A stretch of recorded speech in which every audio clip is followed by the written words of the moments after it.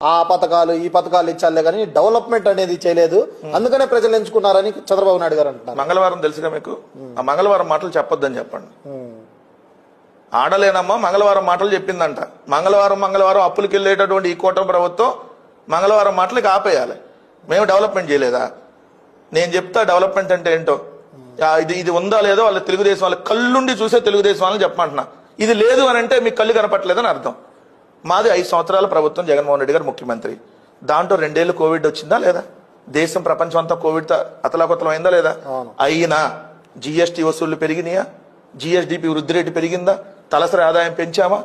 అదేవిధంగా చూస్తే గ్రామాన సచివాలయం, రైతు భరోసా కేంద్రం, హెల్త్ క్లినిక్, డిజిటల్ లైబ్రరీ, నాడు నేడులో భాగంగా 38,000 స్కూళ్లను బాగు చేయటం, కొత్త అంగన్వాడీ కేంద్రాలు, కొన్ని చోట్ల కొత్త పాల సేకరణ కేంద్రాలు, ఇవన్నీ విత్ ఇన్ 3 ఇయర్స్. కోవిడ్ తీసేస్తే విత్ ఇన్ 3 ఇయర్స్ లో మేము చేసామా లేదా? ఇది కాకుండా 17 ప్రభుత్వ మెడికల్ కాలేజీని మేము నిర్మించామా లేదా? 5 మెడికల్ కాలేజీలు ఆల్రెడీ అడ్మిషన్లు కూడా అయినాయి కదా. అవి మీ కళ్ళ ముందు కనపడుతున్నాయి కదా. ఉద్దానం కిడ్నీ రీసెర్చ్ సెంటర్ నుంచి అక్కడ హాస్పిటల్ దాకా జగన్మోహన్ రెడ్డి గారు కట్టించినాయి కదా. 4 పోర్టులు, 10 ఫిషింగ్ హార్బర్లు, 6 ఫిష్ ల్యాండ్ సెంటర్లు కంటికి కనపడుతున్నాయా? కళ్ళు ఏమన్నా పోయినాయా? ఇది డెవలప్మెంట్ కాదు అనేవాడికి మరి ఏంటి డెవలప్మెంట్? స్కూళ్ళు బాగు చేసుకోవటం, హాస్పిటల్ బాగు చేసుకోవటం, మెడికల్ కాలేజీలు తెచ్చుకోవటం, ఇవి డెవలప్మెంట్ కాదా? ఏంటి మరి డెవలప్మెంట్ అంటే మీ దృష్టిలో?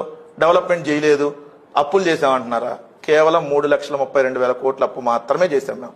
మేము అధికారంలో వచ్చే సమయానికి జగన్మోహన్ రెడ్డి గారు ముఖ్యమంత్రి అయ్యే టైంకి ఆంధ్రప్రదేశ్ రాష్ట్ర ఖజానాలో ఉంది కేవలం 100 కోట్ల డబ్బులు. తెల్లారితే శాలరీలు ఇవ్వాలి, తెల్లారితే పెన్షన్లు ఇవ్వాలి. సో 100 కోట్ల డబ్బులున్నా మేము ఎక్కడా కూడా దుబారా చేయలే. కానీ జగన్మోహన్ రెడ్డి గారు దిగిపోయే సమయానికి దాదాపుగా 8,000 కోట్లు ఖజానాలో పెట్టిళ్ళాం. అయినా ఇల్లు 14 నెలల కాలంలో 1,91,000 కోట్లు అప్పు చేశారు. మరి ఏం చేశారు? ఒక్కటంటే ఒక పథకం వల్ల మేము 2,75,000 కోట్లు డీబీటీ ద్వారా నేరుగా ప్రజలకు అందించాం. నాన్ డీబీటీ ద్వారా 1,50,000 కోట్లు, 1,75,000 కోట్లు, మొత్తంగా మీరు చూసుకుంటే 4.5 లక్షల కోట్లు ప్రజలకి నేరుగా డీబీటీ కానీ నాన్ డీబీటీ ద్వారా కానీ అందించాం. 31 లక్షల మందికి ఇళ్ల పట్టాలు ఇచ్చి ఇల్లు నిర్మించే కార్యక్రమాన్ని చేసాం.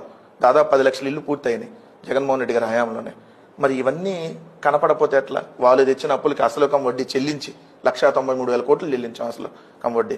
కోవిడ్లో 30,000 కోట్లు రాష్ట్ర ప్రభుత్వం ఖర్చు పెట్టాల్సి వచ్చింది ప్రజల ప్రాణాలను కాపాడటానికి. Testing, treatment, tracing, testing, tracing, treatment, వాళ్ళకు ఉచితంగా మెడిసిన్లు 1,000 రూపాయలు దాటితే ఆరోగ్యశ్రీలోకి, కరోనాను కూడా ఆరోగ్యశ్రీలో ఇంక్లూడ్ చేసి 25 లక్షల వరకు ఆరోగ్యశ్రీ ద్వారా బెనిఫిట్స్. ఇలా ప్రజలని కాపాడటానికి ఇన్ని రకాలుగా మేలు చేస్తే మా మీద దుష్ప్రచారం చేసి ఇక్కడ ఏదో జరిగిపోయింది, అక్కడ ఏదో జరిగిపోయింది, ఏం జరగల.